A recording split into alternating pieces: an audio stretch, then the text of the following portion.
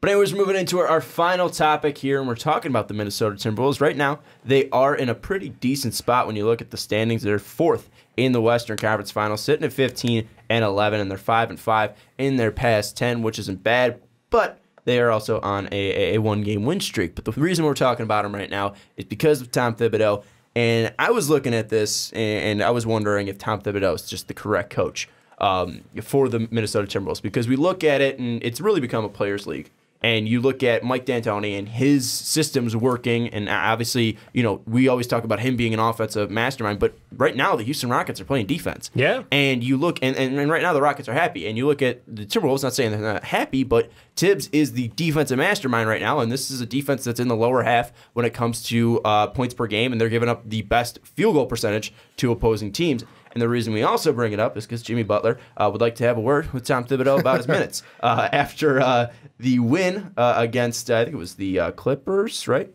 It was the Clippers last night. Yep. He said, we got to talk to Tibbs about these minutes. These 40-game minutes are starting to add up. And you look at his past 6 games, he's playing 39 minutes per game. And also in his last 3, 42 minutes, 40 minutes, and 39 minutes, and 41 minutes. So his past 4 games, he's played pretty much 40 minutes in all of those. So taking all of that in, taking the fact that they're having success compared to last year, taking in the fact that, this defense really hasn't swung around, do you feel like Thibodeau is the right guy in Minnesota to be the head coach? I honestly don't. Are we really having this conversation? Second year into this man's tenure in Minnesota? Well, the first year wasn't that successful. It was the first year. Okay, but now this is success, yes, 15-11, but you have Karl Anthony Towns, who's the number 1 pick, Andrew Wiggins, who's the number 1 pick, and Jimmy Butler, who's a top 15 player in the NBA, probably a top 10. Yeah, I'm sorry. He has so much talent on this team, and you can't will these young kids to play defense. It just they brought in 2 defensive players in Jimmy Butler and Taj Gibson. And then they go out, get Teague at point guard, who is no slouch on defense. He's like a 50-50 middle-of-the-pack defender. But this team, for whatever reason it is, for whatever lack of effort trying, whatever it is, he can't get them to fucking play defense. It's just the end of the story. And then you watch the offensive troubles swing where, to start the season, Jimmy Butler was like, you know what, I'm going to be back. I'm going to do my thing. Quietly, you guys are going to lead this team. I don't want to impose myself too much. And then you watch him struggle a little bit, and then he's like, all right, now I'm flipping the switch. This is now my team. And you see some more success out of them. But you also watch Karl Anthony Towns' numbers go way down. His usage go down. And you wonder if, him becoming not invested is going to lead to, as I say, even further worse defensive effort, but I don't think that's possible. You don't think it's possible for Cat to try less on defense? I don't think it is. I mean, that's the one thing, is you look at Cat, he's been working with Tibbs, again, a defensive mastermind, and like Dave has brought up a million times before, and I think I'm finally starting to see the light, is Cat doesn't try on defense. And that's the only reason. I'm not saying everybody getting on job on his defense. Nobody cares about Cat's defense. But Cat's a transcendent player. But looking at it, I just feel I want to pose the question, because I know you guys have a ton of experience with Tom Thibodeau being your head coach. Jimmy obviously has the experience. Taj has the experience with Tibbs.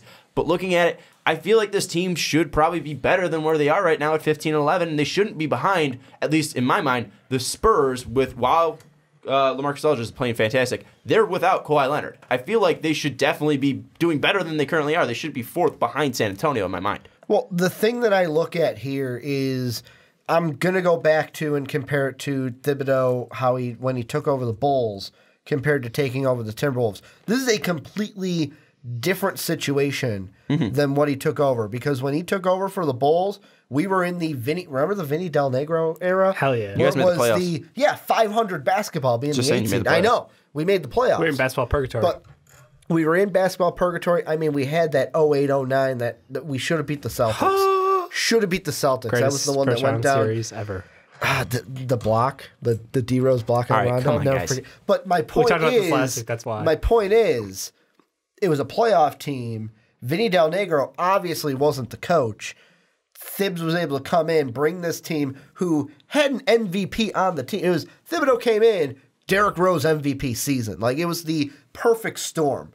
This time it's, hey, I'm coming into a way younger team. Oh, and by the way, now we're going to add veterans at the beginning of my second year. I know them, but the other players don't know how to play. This team is still gelling. So I'm basically taking this year and treating it like year one, but it's going to be better than last year. What do you think year one should? What do you think the expectations for year one should be then? For this year, for the Minnesota Timberwolves this year, what do you think Tom Thibodeau should be expecting from this team, and what do you think we should be expecting? Make from the this playoffs, and I'll be happy. Okay, well they're going to do that. I know. Make the playoffs, and I'm happy because then you can build from that, and you can use the draft and free agency to help you out there. Look, and Jimmy then Butler assess almost what your team is. single-handedly carried the Bulls to the playoffs last year. Like, I don't know how you can say making the playoffs with as much talent as on this roster is an acceptable level. Like, I'm sorry, that's just insulting. And the one thing I do want to bring up, you look at Jimmy's usage last year, it said around 26.5, and you look at it this year right now, at least in the month of December, it's near 26. It's at 25.8. And you brought up the fact that the usage for Cat and Jimmy is pretty much flipped. You look at the month of October, Jimmy sitting at 20%, then in November 23, and then at December 25. You look at Cat at the start of the year in October 25, then he went to 23, now he's down at 20. Literal flip for Karl-Anthony Towns and Jimmy Butler. Jimmy Butler's taking over his team, and I think that's a bad thing. Cat, again, is still young. He's not playing defense. But the one thing, too, is Jimmy Butler is still... You said you think it's a bad thing? No, I don't think it's a bad thing. Okay. I don't think it's a bad thing. Okay. Because Cat's still young, and Jimmy Butler is the leader. I mean, he's older. He's had experience. He's also a great closer. Yeah, he's a great closer. I mean, he's shown his ability to at least take a team. I've always questioned whether he's a one or not. I'm a little, siding with that he is a one now. But looking at him, he was always a shutdown perimeter defender, and you look at his defensive rating throughout his career, it's always been around 100, 104, 106. This year it's up near 110. That's a terrible defensive rating. And yes, this team all around is terrible defensively. But even looking at Jimmy, it's not like Jimmy is completely buying in defensively. And this is with a coach that he's used to. I'm going to throw out this point and just see what you guys think of it. Is it necessarily him buying in, or with just Jimmy's case alone, is this Jimmy, he was so used to seeing the same guys more often in the East, and now he's in the West, which is the better conference. He's seeing teams like Golden State and Houston and San Antonio more with the Timberwolves than he would have saw with the Bulls. Where it's like, yeah, you have LeBron in the East, you have the Celtics in the East, but when you play a team so often, you get familiar with them, and it's like, yeah, I'm going up against LeBron, I know what to expect. Yeah. This year being his first time in the West, it's kind of like, you kind of know, but you don't really know. I see your point, but it's still, when you're going up against LeBron, it's like, you can be familiar with LeBron, but it doesn't mean you're going to be able to stop LeBron. I mean, you can game plan for Tom Brady as much as you want, but Tom Brady's going to destroy you and pick you apart. The Steelers have been playing him for 16 years now, and he hasn't thrown a pick against them since 2005. So that's something where I know my Tom Brady versus Steelers stats. I'm not saying that. I'm saying Jimmy Bull's team knew how to play LeBron. Yeah, but Jimmy doesn't forget how to play LeBron, and LeBron's the best player, is what I'm saying. Yeah. So it's not like you can't go out and defend these guys in the Western Conference because you're not used to them. I'm not saying you can't, but is this season more of a gel because it's like, yeah, I've seen these guys before, but I'm not as familiar with them as I was seeing the same guys over and over in the East. I disagree because Jimmy is on the level where he's been in the league for so long. He knows the best players. He's guarded them multiple times in his career. And it's not anything where I'm saying Jimmy is not I feel like it's just something where it's mom mentality where this whole team, the Timberwolves, are not giving that much of a shit defensively. And I just feel like that's something within the culture. I'm not saying Thibs is a bad coach, but I feel like in this culture, they need a change. And I feel like it's something where I feel like players just want to be playing for a player's coach. You see it in Cleveland. You see it in L.A. I mean, I feel like those guys love Luke Walton out there. Steve Kerr, obviously, in Golden State. I feel like Tibbs is pretty much of that old NBA mindset of you're going to listen to me, I'm going to dictate this, and you guys have to play. You guys have to do what I say. I feel like these younger guys, especially Wiggins and Towns, who have run the show for a while, are kind of just like, get the fuck out of here, old man. Two things. First off, this is going back way back. Dave, the whole make the playoffs thing. Yeah. When you're Minnesota and you haven't made the playoffs since 2004, you'll be happy making the playoffs. Oh, Minnesota fans are elated now with what's happening. I want to just pose this question out there and just let you guys have it. Based off of what we've seen in Jimmy his last year in Chicago, and based off your comments right now where you're saying maybe we got to talk to Thibs about the minutes, could we start is Jimmy a prima donna? No. I mean, look at all the drama that was around. It was really him and Wade at the end of Chicago with the young players. Now, could we maybe be seeing that now with a younger team? Jimmy just doesn't work with a younger team. The comment he made against Thibs was there was seriousness in it, but it was also a joke. Yeah. But there was definitely a seriousness about it because he's been playing for so many damn minutes. I feel like this is just something where, again, he doesn't want to be overworked, and Thibs is of that old mindset of, I'm gonna, like Greg Popovich, I'm gonna use it like a bar of soap. Yeah. So I feel like I don't think Jimmy's a prima donna, at least in this situation. Let me throw this out then, is because back in the day, I know we had the rivalry, like whose team was it, Derek's or Jimmy, before we got rid of Derek. Is Jimmy a guy that can lead a young team? Look at in Chicago with him leading the young talent. And now it's like, if you're throwing... There's a lot of talent there. No, that's why I air quoted, Dave. Talent. But now you're talking about the one word you're using is, if you're the leader of this team and you're saying take over, but then Sean's sitting there questioning you buying into a culture that you're already familiar with? I don't think he's not buying into the culture. I feel like he's just becoming a part of the culture, and I feel like that culture does not care defensively. Not, like buying in is at least, I think he's succumbing to the culture of Minnesota, where they're fantastic offensively. They know that they have the skill over every single team. I feel like Jimmy's just kind of falling into that culture rather than Thibs actually coming in and changing the culture, which needed to happen. Then let me phrase it this way.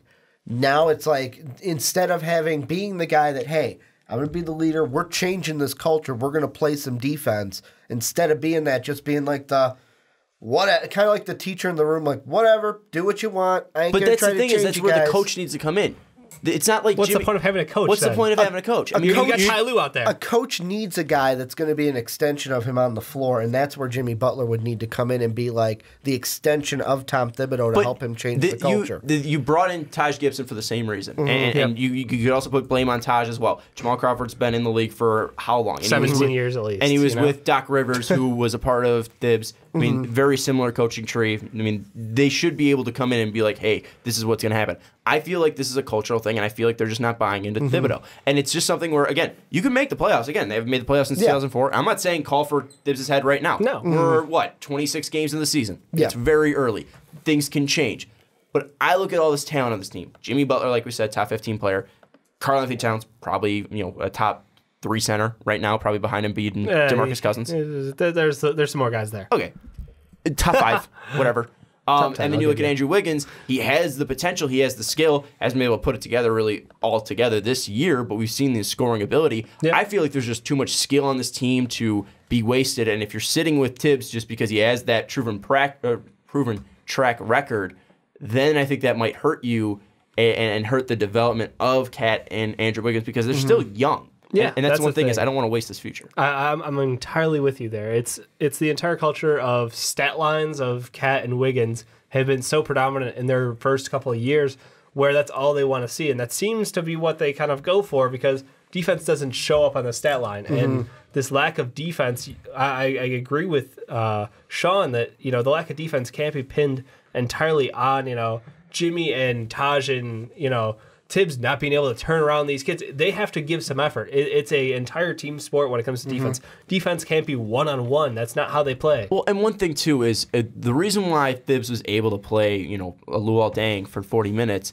or Jimmy for 40 minutes or whatever, was because he had the bench mob. You always look in Chicago, they always had a deep bench. They don't have a deep bench in Minnesota. So that could also be a problem, at least with Minnesota right now. You look at it right now, all 5 starters, and Taj Gibson, Jeff Teague, Cat, Jimmy Butler, and Wiggins, all playing over 33 minutes a game. That's a huge problem. Those numbers need to come down. They need to start playing less minutes because even if they want to try defensively, they're going to be gassed. I mean, this is something where you're running screens left and right. You're just constantly going through defenders. It's more, at least, I don't want to say physical than old style basketball, but it is at least more intense. I feel with the way that screens are run, with the way that offenses are run, with the way that you have to play defenses with all these switches.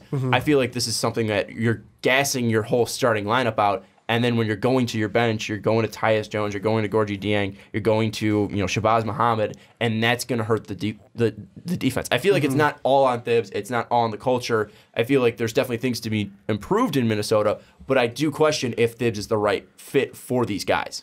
I think right now it's a little bit too early. I would agree. To make, like you said, it's a little bit too early to call for Thibodeau's head.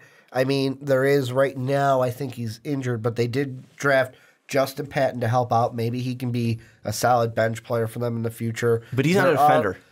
Like, he came in as an offensive guy. What I was going to go to is Jamal Crawford. Is he really going to take the player option next year? Or could he be a guy that's like, you know what, I'm old enough. Fuck it. I'm done. It's free money. He might take it. I'm closer to 40. I'm done. Shabazz Muhammad is like, what are you going to do with him? I know he has the player option. You've got some guys coming off. You can get some guys to free up that bench. And right now, this is a team, although they are right now sitting at the 4 seed, on track for 47. Last year, that got the Thunder the 6th seed in the playoffs. And Justin Patton is currently in the G League, by the way. But looking at the standings real quick before you go to it, I feel like they're probably going to be around that 4 or 5 spot. I mean, you look at Denver right now. Jokic is banged up. Millsap's banged up. So I feel like they're not going to jump them. Jazz, while Donovan Mitchell's been fantastic, he got his first wet boy. I don't know how long he can carry them, especially with Gobert's injury. Pelicans, AD's out. Portland, they're fine. But I feel like right now you look at least the health of Minnesota and Portland. I feel like there's at least a better starting 5 in Minnesota. I don't think I'm crazy by saying Jimmy Butler, Wiggins, and Cat is better than Dame, CJ, and Nurkic. So I feel like 4 is where they should end up landing, whether if we're basing it off last year or not, because this is again a very deep Western Conference. But right now there's a lot of injuries going on. What were you going to say, Dave? No, I was just going to say, Ricky brought up the level of competition. I'm looking at the level of competition in the West and going, they haven't really played a whole lot of good games. Like they one game against Golden State. They played San Antonio early without Kawhi Leonard, and OKC a couple times. Like that's it. And OKC hasn't gelled. And that's the thing. It's like their difficulty of schedule has not been that high. So when you see them at 4th place at this point in the season, I'm like, all right, that's okay. But at the same time, I'm looking long term at this team and their development and seeing the same problems happen last year are happening this year with new talent, with guys who should know the system, who are playing well, but it's at its core. Cat is who we thought he was. Wiggins is who we think he is. Like, those things haven't changed, and players who are people who are always pushing, oh, he can learn defense, he can learn to do this or that. No, that's not how it always works. The thing with Cat is just the skill set, the length, everything is there for Cat to be a good defender. We don't know about skill set for defense. Quick, speed, long, athletic. I mean, everything at least physically is there. So is Kwame Brown. Okay. Let's not compare Cat to Kwame Brown. I know you are. And the thing that I just popped into my head was even like when I read Coach Cal's book, like Karl Anthony Towns seems like a player from that book that is a unique guy to coach, where he would talk about where I guess he has a little miniature cat that he calls Carlito that would be on his shoulder who he talks to. And like that would be the main person that he goes through, and it's like like the little angel devil. Okay, he has that on his shoulder, but it's I didn't know Carlito. if it was a real cat. That could have been something if he signed a scholarship. We'll give you a small cat. Like that's a weird. And if anyone has the option, I would go ahead and read Coach Cal's book, because it was just an interesting insight to coaching Cat at Kentucky when Cal and Cat spent time together. And you're going to need that because you're going to be coaching the Minnesota Timberwolves. Yeah, I hope. I'm going to put my resume in. Yep. But Dave, I like the point that you mentioned. I think that's where we're going to wrap it up. You do look at their schedule. They beat San Antonio once, lost to San Antonio again. That's without Kawhi Leonard. You go up against Golden State. It was at Golden State, but you lose 125-101. And then you're losing to teams like Memphis after they fire Fizdale. You're losing to OKC a couple times. You're losing to Washington. They beat OKC early on, but early on they're not gelling. You lost to Phoenix. I mean, they're not losing to high competition right now. Yeah. And when they do play high competition, they're losing is what I'm trying to say. So you're barely beating out the Clippers at 113-107 in your last game. So I feel like there definitely needs to be a culture change, and maybe that will come with Tom Thibodeau. There definitely needs to be bench help. I'm not saying this roster's finished. This team could win a championship, but you look at all the skill on this team.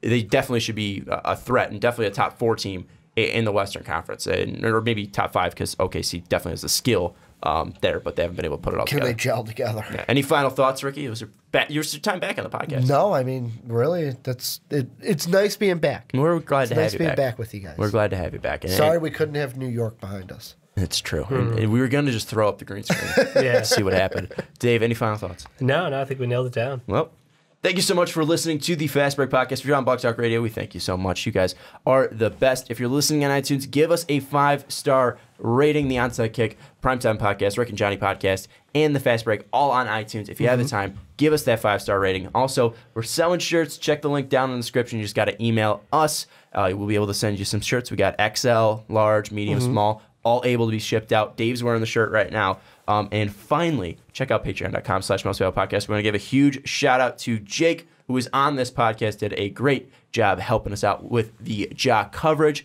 But all the people on YouTube, check out tomorrow. Don't forget to subscribe. Check out tomorrow because we got a Fast Break OT edition coming your way. But for Dave Oster, for Ricky Widmer, I'm Sean Anderson. We'll see you next time.